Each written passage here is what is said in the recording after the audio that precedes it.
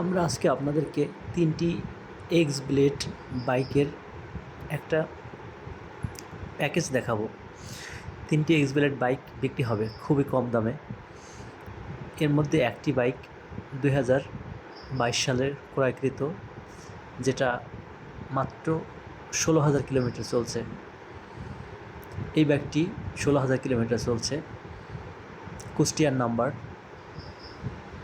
খুব কম দামে আপনারা নিতে পারবেন বাইকগুলো, আশা করছি খুবই কম দামে, চিপ রেটে। এখন এই বাইকগুলোর দাম অনেক বেড়ে গেছে, আপনারা নিলে খুব কম দামে নেওয়া যাবে।